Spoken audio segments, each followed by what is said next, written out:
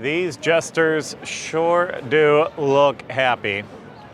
Not sure what they're so happy about. I hope they're happy about the food here at Universal Orlando Resort for Mardi Gras, because that's what Rhino and I are here for tonight. Hello everyone, it's Craig.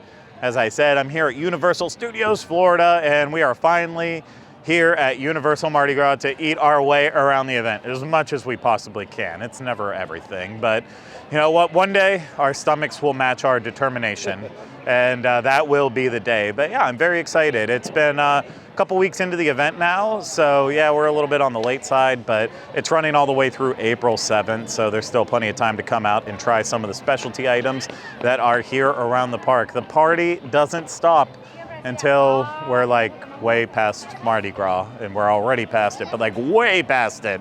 It doesn't stop till it's nearly Easter. I don't know when Easter is this year. Let me tell you about Dreams Unlimited Travel. This and everything we do is brought to you by Dreams Unlimited Travel. If you like our content, you want to support us, book a vacation through Dreams Unlimited Travel. It costs you no extra money. You get the support of an incredible Dreams Unlimited Travel agent. So head over to dreamsunlimitedtravel.com today for a free, no obligation quote. This is also brought to you by our Patreon supporters. If you want to learn about how to get extra special content from the Diz team that you can't get anywhere else, head over to patreon.com/DizUnlimited. Now, my feet are going to start failing me, like right now, if we don't head around this park and start to get some food. I don't know where we'll start. It's the flavors of Carnival. We could start in New Orleans. We could start in Canada. We could start in Puerto Rico. I'm just not sure. We'll have to see where it takes us.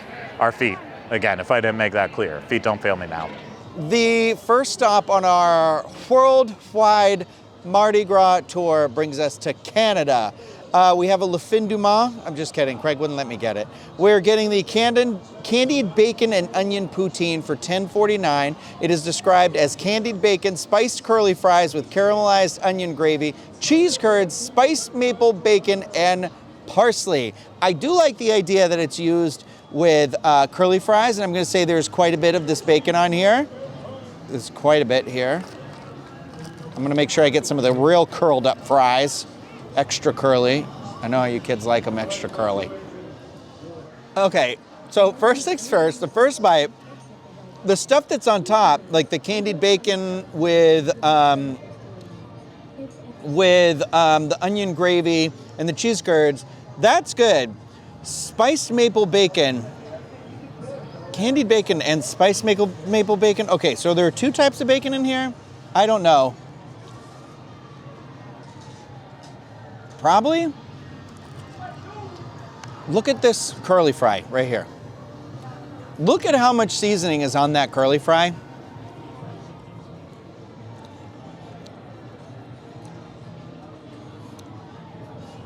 Smells like barbecue seasoning. That's what it is. I was like, I can't tell what this is. It's like spicy and footlockery, and it's barbecue seasoning, like on barbecue chips, which I don't really like that much. And I do not think it belongs in this because I eat all this like sweet and savory stuff, and then it's like weird. Someone just shoved their foot in my mouth at the very end. But I could be wrong. Craig, why don't you give this a try? I was in charge of carrying over the French fries, so I could smell that barbecue seasoning from a mile away. I love a good barbecue potato chip. Just something about it. All of these ingredients together, to me on paper, sounded kind of nasty, and it was served to us. And I mean, it's not like it necessarily looks bad, but didn't look appealing. It's not awful, but I don't know if there's like one thing they could do with this to really redeem it. The gravy's not bad. It's not enough. It's not enough gravy. I think maybe changing the French fry would make a big difference. I wouldn't go with the curly fries. I would go with like a Cajun fry, you know, something like Checkers or Rally's, like not super thick, but just a different seasoning rather than the barbecue. This is not for me. I don't think it's going to be the worst thing we eat tonight, but I also would never run back here to get this ever again. We're starting to get to the point where poutine, it should be simple, it should be easy, but as the theme parks go to overcomplicate it, they're also missing what makes poutine so good, and this isn't it. Our next stop brings us to the Philippines, where we have the crispy lumpia for $4.49. This is a pork-filled crispy rice paper roll with a dipping sauce. It doesn't say what it is. I think it's something, I was thinking maybe it'd be like a sweet chili, but it definitely more liquidy than that and has a lot of like chopped up onion in there. Take a sip. We'll take a sip. Okay. It was sweet, very vinegary. Yep, it's fat. I drank the fat. That's a friend's quote. Actually, I think it's vinegar. So, very sweet. This is also incredibly hot to the point where I'm like, ooh, I'm gonna crack this baby in half, I think. Oh, yeah. Very, very hot. Very, very hot. You want a little cross section there, Mama? I'll give you one. There you go. Oh. So thick. Not really, kind of thin. That's the point. A pencil lumpia. There we go. Dipped it in the sauce. I should have tried it first by itself. I'll do that on the other side. It's not bad. It's not great either. It's not my favorite. You know, I'm obviously not an expert. I do have a couple of friends from the Philippines who have made me lumpia. I've been fortunate enough for that. And I would prefer theirs over this, but who doesn't prefer homemade food over the kind you get in a theme park or at a restaurant or something like that? It's nice and crispy. I like the pork in there. I think it's pretty much just pork and maybe some onion. I don't love the wrapper that it's in. I feel like that is kind of bland and flavorless, and it's a little different than what I'm used to. So with the sauce, with the what I think is legit, that's like onion vinegar, it adds a little bit more to it, but it's okay. For $4.49, I mean, you get 3 of them. It's small. It's easy to share, but it's not something I'd be like, I don't think I'll remember it when I leave. I know what you're thinking. Craig Williams probably doesn't eat lumpia very often, and actually, I eat it semi-regularly. There's a great Filipino food truck, kind of like Asian fusion, Filipino food in Orlando called Over Rice.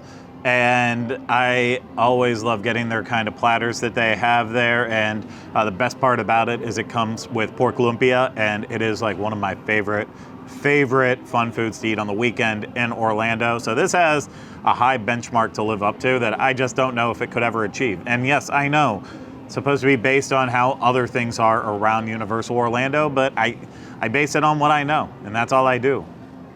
I think I'm a lot kinder to these than Rhino is. I would actually get these again. I think they're nice to split. There's definitely a nice vegetable flavor in there, a little bit of pork. The vinegar, I'm not sure if that's necessary. You know, these are slightly oily, but not over the top. Like, I don't feel like I'm gonna be greasy for days from this. These really aren't bad, but right now, if I'm comparing it to the poutine that we had, yeah, these are light years ahead better. I don't know if that makes these like excellent, but it's definitely better than where we started, and I'm not hating it. Next up, we are at Colombia and went with the Colombian Burger for $9.99. This is a grilled burger with Monterey Jack cheese, pineapple cabbage slaw, cilantro garlic sauce, and potato sticks. I don't normally like cilantro, but a cilantro garlic sauce, on the other hand, that I can deal with. You get one of those at Pollo Tropical, I'm all set. I like it. Pineapple slaw, I don't know how I'm going to feel about that. The insane part, too, is I saw this burger listed. I can't believe this burger is $10. It is tiny. I can already tell you right now, it doesn't matter. This could be the best tasting thing on planet Earth, and I'm going to be like, it should have come with, like, potatoes or chips or something on the side, I think. So here we go. But there's 2 little burgers in there, two little smashy guys in there, so, oh.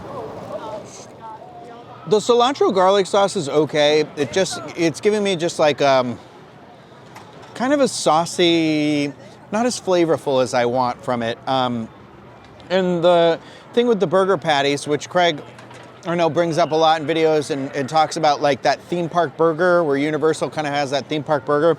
What's nice is because they're smaller, it feels like, oh, it's an opportunity to skip that. But it does feel like there are these 2 patties on here that are a little bit overcooked and smushed together and don't really have a lot of flavor to them. And because of that like real thickness to it, I feel like the potato sticks are getting a little bit lost in this, which is the thing I was looking forward to, because I thought this burger would have a little bit of a crunch. And the thing is, if you're a local or somebody who's frequented Universal, you know there's a Colombian Junior Burger just outside of this theme park where they will also put like chips or potato sticks and stuff like that on your burger. So I think that could be somewhere the money's well spent. This being $10 still feels like a little bit, like maybe it could have been like $1 or $2 less. So I don't know.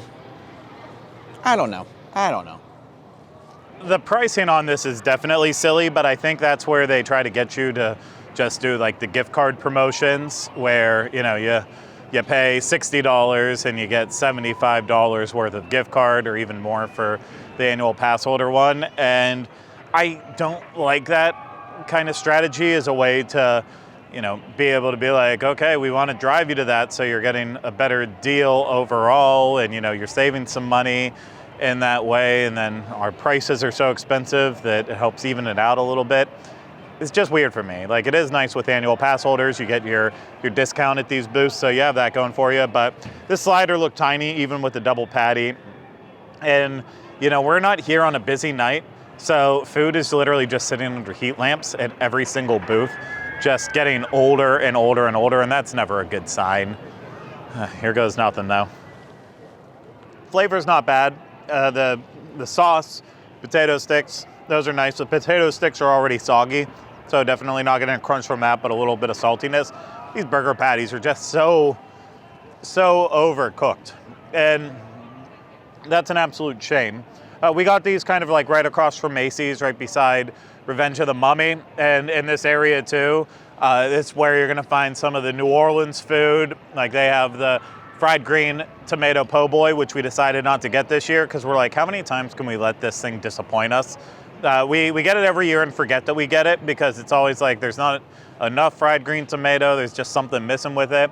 I always skip the crawfish boil and stuff. I'm just not a huge crawfish person, so I skip that. And yeah, I don't know. I'm not in a gumbo mood. I might have been in a gumbo mood. None of the New Orleans food is calling to me. I don't know if it's just that we're eating so much like Cajun food that we're just kind of like New Orleans out with it, but I was hoping that one of the international flavors of Carnival would jump out to us, and so far, it's still not here yet. I can't believe after 3 items, I like Lumpia the best, which is the most simple. I'm perplexed, but we still have a little bit more time. We still have a couple more things to try. We'll see if we can kind of get this going in the right direction.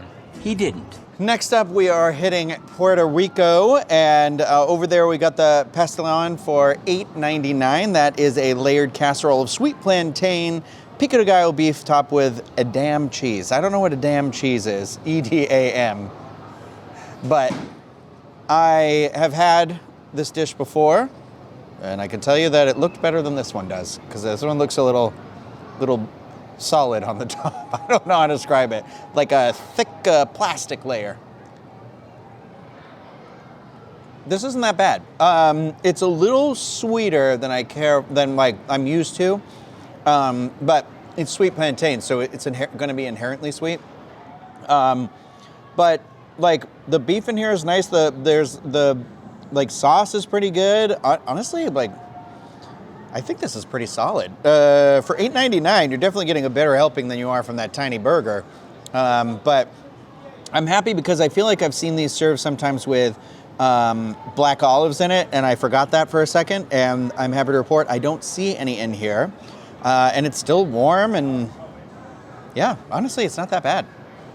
I looked up Edom cheese for you, Rhino, and apparently it's a mild cheese that is very nearly identical to Gouda, and I do consider myself a fan of Gouda. I want to believe them that this is Edom cheese, which I'm also like, it's just made cheese. Is it made? You want to, spell it backwards, be fancy, join the Navy that way. I know it's, but I don't know if it actually is. Like, I looked at it and I was like, oh great, they put government American cheese on top of this, and just handled it that way. But it does have a little bit more of a fight than government cheese. It would just kind of be like stretchy and pull right through. This definitely does have the feeling, the consistency of a Gouda upon cutting through it. So that's nice, expanding my cheese horizons. But as someone who is not as familiar with this dish, I'm happy to give a more, unbiased, objective subjective opinion. You've had this dish before. Shh. You know what I always say, you got to take 2 bites to actually tell.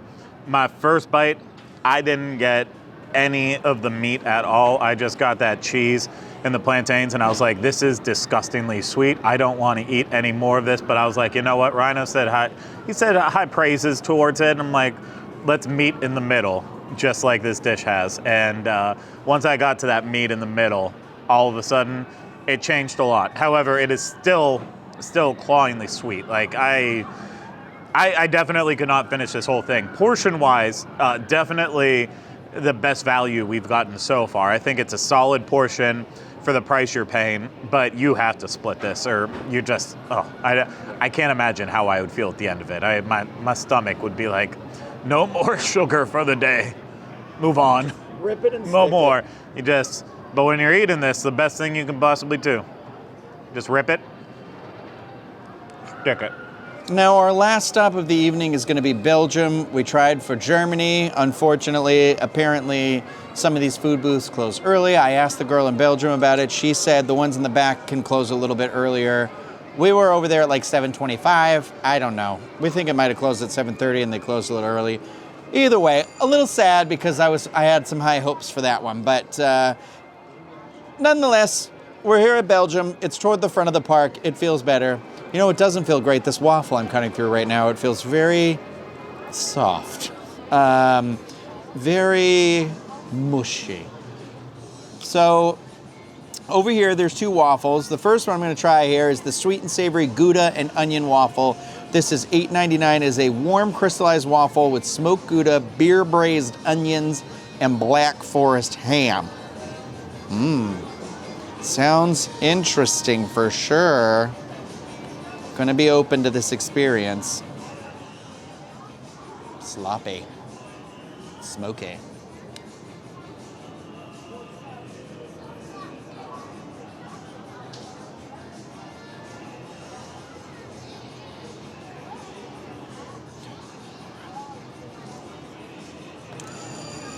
Ugh.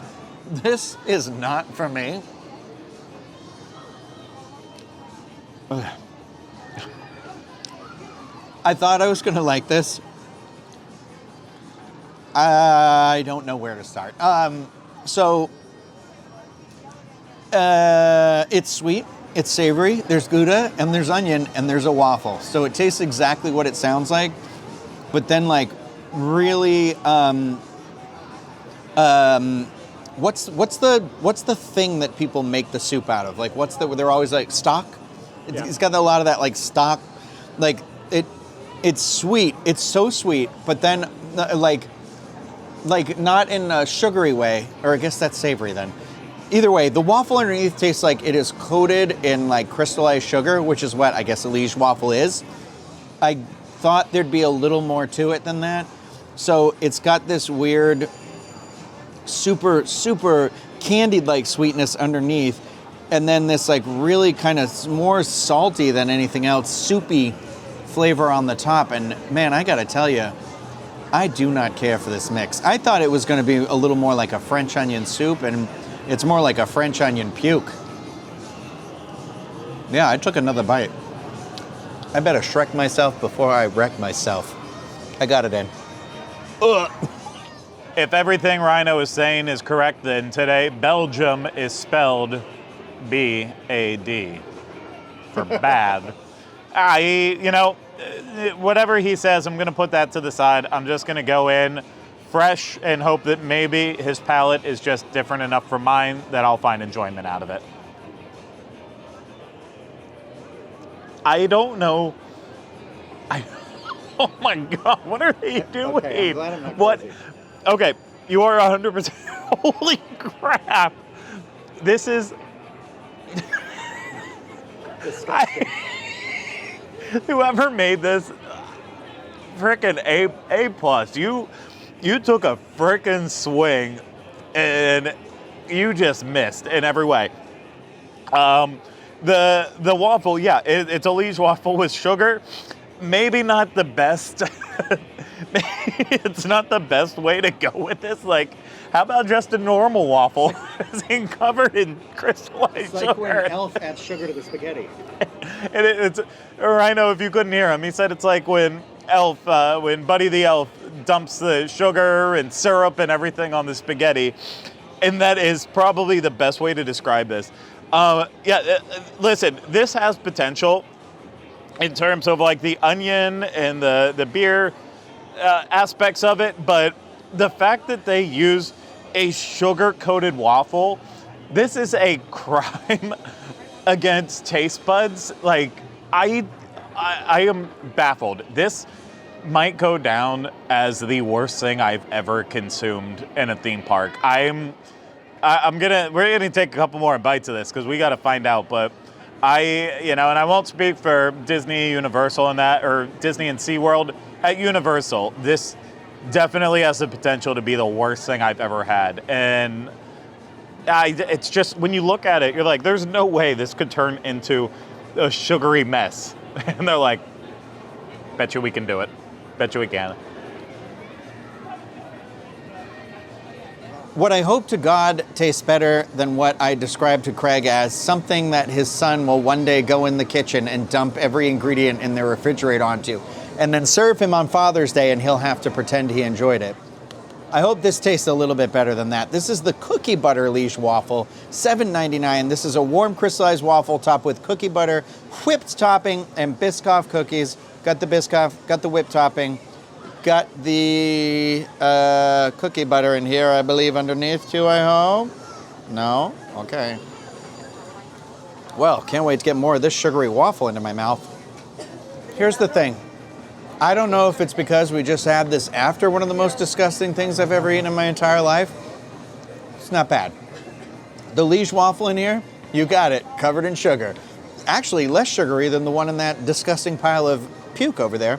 But it definitely has that cookie butter taste and texture because the little pieces add a nice little crunch to it. And then there's, on the bottom here, there is the actual like cookie butter. Butter is there. And then there's like some on the waffle as well. And then with the whipped topping, listen, here's the thing. I think cookie butter things you really can't go wrong with. I know we're living in a day and age where we get it. It's been around a while. Trader Joe's has expanded beyond belief. So, their cookie butter's everywhere, the Biscoff cookie butter. But it's because it's good. And I like it. And so I'm happy we're at least ending on this, because this for me is one of the better things that we had tonight. No doubt to me, this sweet and savory Gouda and onion waffle was disgusting. Even Shrek would throw that out of his swamp because he likes onions. He'd be disgusted about this. But I'd say the Canadian bacon and onion poutine is definitely down there as well. We didn't get to try Germany, but I thought the Pastelon and the crispy Lumpia were definitely the highlights for this evening. And then the Colombian Burger, it was too much money. It's too much money for what it is, and it's not delivering on what it was. So that one's just a meh. Kind of a little, I feel bad. I came into this really excited. I was the one really championing Craig, be like, oh, we got to go try the food. We got to try the food. We got to try the food. And this ain't it for me. Honestly, this is one of the, in my recent memory, one of my least favorite experiences doing Universal food tastings. And I'm usually pretty optimistic when it comes to Universal food. I mean, I like the Halloween Horror Nights food more than he did. And so this is kind of a little bit of a bummer for me. But liege waffle. Liege waffle. Liege waffle. I don't know how to finish that sentence. I'm at a disadvantage right now because Rhino does have a drink to be able to wash away any bad flavors in his mouth. I do not have a drink, so the flavor of that other liege waffle is lingering. It's growing worse and worse. I'm not even positive if brushing my teeth tonight will take it away. Kind of like, when you have a sick mouth where it's just you taste illness. I think that's going to be stuck in there. The one thing running through my mind is that the moment in Billy Madison when he's talking about his interpretation of the puppy who lost its way and society and literature, and the guy wraps up by saying, at no point did anything you say made sense. May God have mercy on your soul. And that's kind of how I feel about this. It's anyone who chooses to have this, please, may God have mercy on your soul. But cookie butter. Rhino said it best. Who doesn't love cookie butter? Rhino just hit me with a great point. A couple years back, we did a review of the cookie butter crepe that they do during the holidays. I believe they did bring it back this past year. We just didn't have it. I think that's a better vessel for serving this cookie butter dessert, but to me, this has immediately jumped to the top of the list. This and the Lumpia are the only two things I think I would come back for out of what we ate tonight. They also, at the creperie, they did have a Bananas Foster's crepe that I think we probably should have had. Maybe we'll come back, get a classic snack attack in here, a universal snack attack, and try it that way. But this is definitely a solid dessert. I mean, it's very simple. You know, I guess all the leftover Biscoff cookies that Delta doesn't give out on their planes goes to making sure that this dish can be made properly. I do like it. I like it a lot, and I'm happy that we finally found something from this event that I walked away enjoying. I'm really disappointed about Germany. We've had like the schnitzel there before, and it always felt solid, and we think we were going to do the currywurst from there this year just to kind of like change it up, do something we haven't done before. And I love currywurst. I mean, it's simple. Sausage and curry ketchup mixed together. It's a simple dish, but if the curry ketchup is delicious, then it's a really, really good time. So the fact that they closed it 5 minutes early kind of bums me out. Again, we're here on a slow night, but I saw what happened. The registers were still open. Like you could still order, but those chefs, they started really cleaning up quick.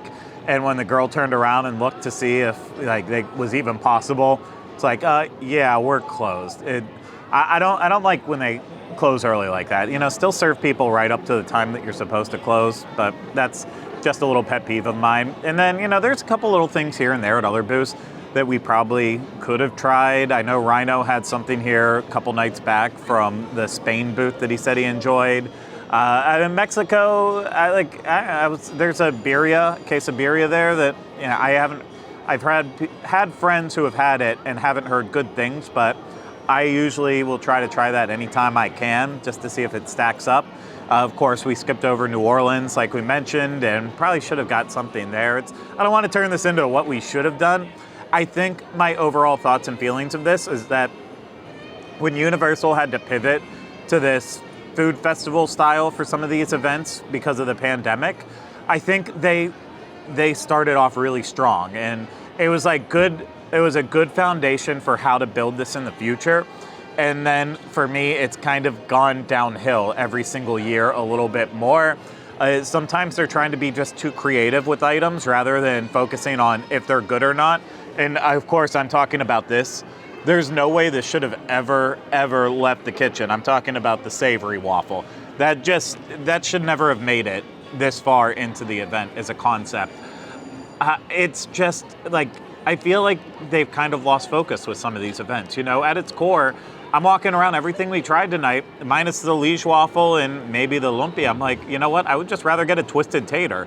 So why would I rather go back to a food item that has been at Universal for longer than I've even been coming here, when they should be like, you know, trying to herald and try new things with food? And that's something I'm gonna have to sit here and think about a little bit, but I would like to see Mardi Gras revamped if they're gonna continue going this Carnival festival and the food fest style.